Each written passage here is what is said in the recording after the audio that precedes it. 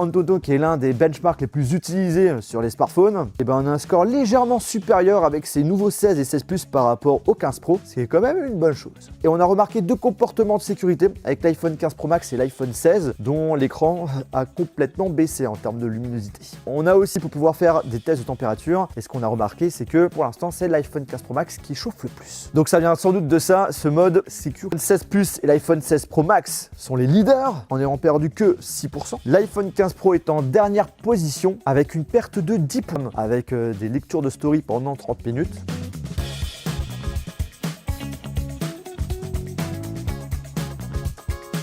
Et surprise, celui qui aura le plus perdu, c'est l'iPhone 15 Pro Max, moins 7% vs les 16 qui ont perdu entre 3 à qui sera le plus chaud avec 44 degrés. Alors d'après nos tests, on peut le conclure que les iPhone 16 Pro en général sont quand même beaucoup plus frais que les 15 Pro. Donc quand Apple a dit qu'ils ont travaillé la gestion de la chaleur sur ces nouveaux iPhones, ben c'est vrai. Par contre, c'est tout de même pas énorme et entre les 15 et les 16 et entre les 15, 15 Plus, 16, 16 Plus, c'est presque inexistant.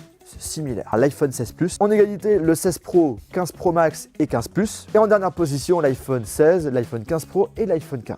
Et ce que vous avez pu remarquer, c'est qu'entre l'iPhone 15 Pro Max et l'iPhone 16 Pro Max, on a quand même une différence de 10%. C'est pas négligé. Et c'est pas terminé, hein. On peut avoir des surprises et des choses inattendues. On va un peu jouer, hein. On aime bien lancer Subway Surfer, hein, car ça relance automatiquement la partie et que c'est le type de jeu qu'on utilise souvent sur le smartphone. L'année dernière, on avait pratiquement une égalité entre le Plus et le Pro. Je pense bien que sur les nouveaux, là, il y aura une différence. On va voir ça. Bon, on va encore un petit peu continuer avec Radarbox, refilmer.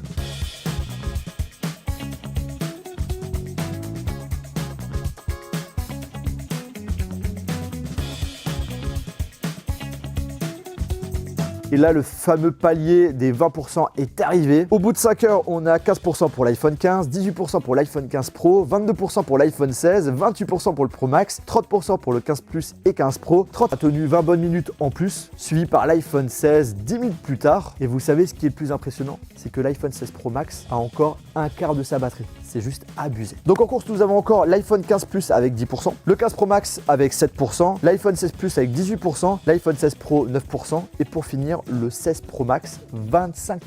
Je pense qu'on a déjà une bonne, il va s'éteindre au bout de 7h30. Le Plus va s'éteindre 20 minutes plus tard, suivi de très près de l'iPhone 16 Pro avec 7 minutes supplémentaires. Bon, à ce niveau-là, on peut dire que c'est quand même égalité. Et franchement, c'est cool de se dire que quand tu achètes un iPhone 16 Pro, tu as l'autonomie de l'iPhone 15 Plus, qui était quand même réputé pour être l'un des meilleurs smartphones en termes de batterie l'année dernière. C'est une très bonne chose. Bon, vous l'avez compris, hein, la grosse finale, c'est entre l'iPhone 16 Plus et l'iPhone 16 Pro Max. Toujours ces deux-là. La dernière fois, ils étaient au coude à coude. Là, il y a quand même une bonne petite différence, puisque là, à la fin du test, le Pro a chaque fois le double d'autonomie de l'iPhone 16 Plus. À 8h40, l'iPhone 16 Plus s'éteint, laissant le gros gagnant continuer son petit chemin. On a quand même essayé de le mettre en 7h50 pour l'iPhone 15 Plus, 7h57 pour l'iPhone 16 Pro, 8h40 pour l'iPhone 16 Plus et 9h08 pour l'iPhone 16 Pro Max. Donc une différence de 33 minutes entre l'iPhone 15 et l'iPhone 16, 50 minutes de différence 15 Plus, 16 Plus, 99 minutes entre le 15 Pro et 16 Pro et 98 minutes entre le 15 Pro Max et le 16 Pro Max.